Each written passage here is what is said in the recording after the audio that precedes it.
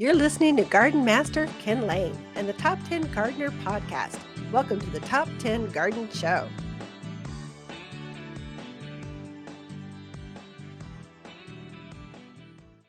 And we are back with Lisa Waters Lain in the studio. She comes each week with your garden questions. Just what are your neighbors talking about?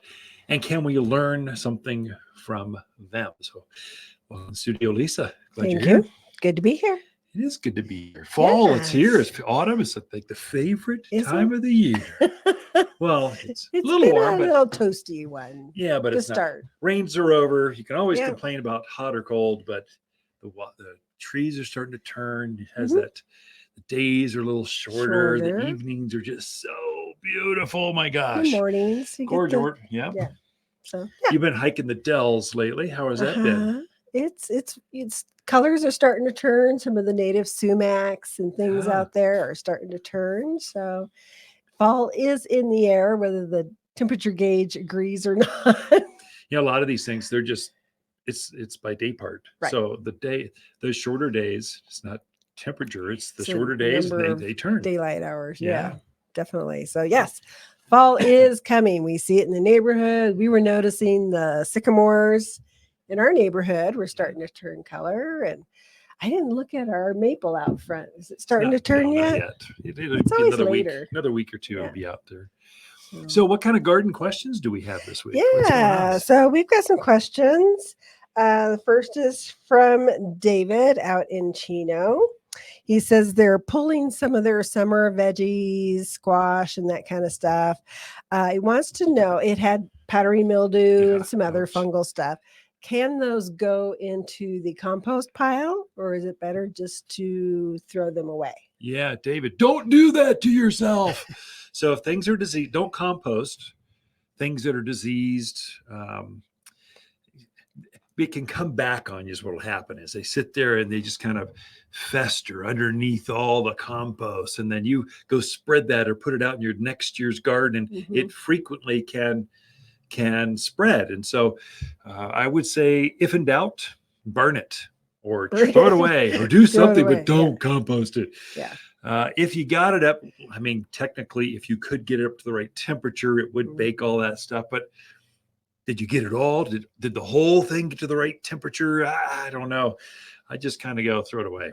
Get it out of the property. Yeah. So David, pull them out. You make room for your winter veggies, your broccolis and cauliflowers. It's time to plant those, but don't take those old pumpkins and covered in powdery mildew and spread the bad stuff. Okay.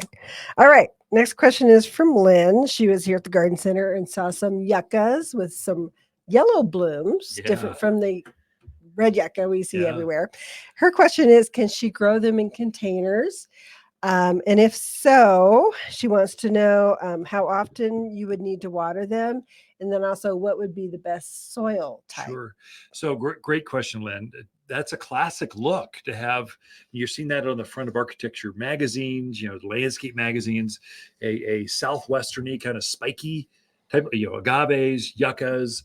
And then they have it in this beautiful bowl or glazed pot because it's so striking, so different. You just kind of go, ooh, what is that? And so, yes, you can absolutely grow these things in a container for years to come. So we've got a golden agave that's in a gold pot, mustard colored pot. It comes down to the back patio area. And it's been there for years and years and years. It blooms. It does all that stuff. It's just bright, colorful, cheerful. And you hardly have to do anything with it. How often do you water and what should you plant it in is the question. So we do have a cactus mix. That's probably ideal because drainage is key with some of these succulents, cacti, yuccas, these real drought hardy, tough plants. Now, with that being said, we planted ours in water spotting soil just because that's what we had. And it's doing just fine. It's a good soil that drains very well. What happens is cactus mix will actually have some pumice in it, some larger particles that allow more air to be inside that structure of the soil.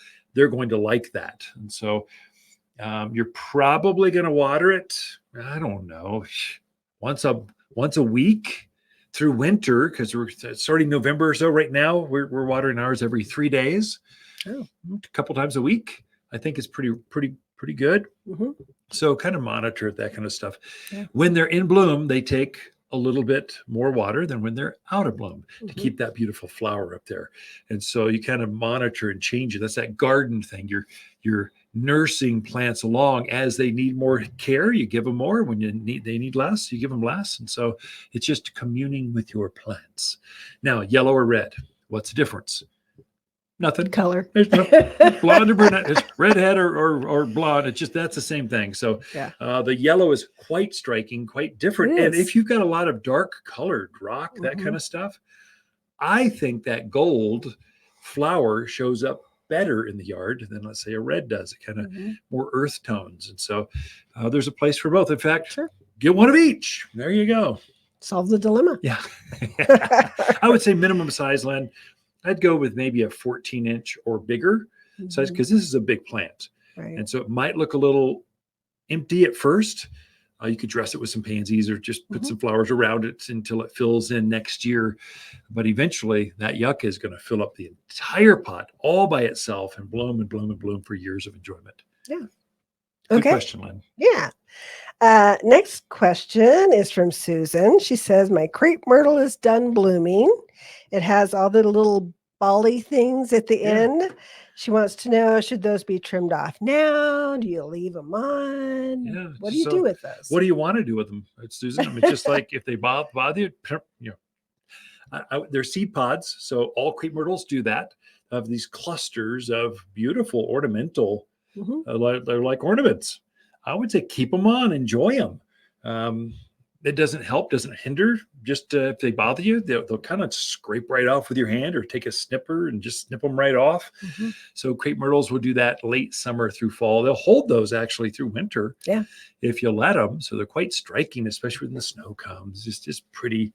It's part of the decor of crepe myrtles. And so I'm very excited. We've got some new varieties of crepe myrtles we're looking at right now, not for next spring. So we got a grower that just, it pays to know who your friends are and who grows the best of each crop. And we have got a grower for crepe myrtles next year. It's going to blow everyone's socks off. Nothing in Arizona will be like it. It's just, I'm so excited. And they actually grow quite well here. I had a customer the other day who was surprised that you could grow crepe myrtle here. He's like, I didn't think you could. And I'm like, there's some beautiful I think there's ones. on 7-8 plants. So that's us. So you're great. Just in full sun. Give it heat, give it sun. You'll get more flowers. And so the more sun, the more flowers you get. So the secret with them is, hot. Hot heat. They like it hot. They do. Definitely. All right. I think we have time for one more. Ooh, this is kind of a long one. Maybe we'll go to another one. We'll wait for next week on that one. Okay, we'll talk with Doug. He was looking at the Kinnikinnick manzanita. Wants to know how well that does in a very hot spot for a ground cover. And then also if there's anything else you would recommend for a hot, sunny ground cover. So manzanita, it's natural here. Of course, it's going to love it. Go for it. The more heat, just hot. It's great. I'd say you're fine. Now, what else can go with that? Now, manzanita or kinnikinnick is a low growing ground cover type of manzanita. It's classic red bark, evergreen. It's got the bell shaped flower. It's just, you've got different heights of manzanita. It's a big group of plants. So it's going to adapt well. What can go with it or companion plants? There's also a native cotoneaster that grows here. There's a ground cover version of that. It's called Coral Beauty. There's actually icolts. There's several that are more prostrate or ground covery type of cotoneaster. And so it's very much related to the native ones you see growing out in the forest when you're walking around. So plant those. And of course, juniper.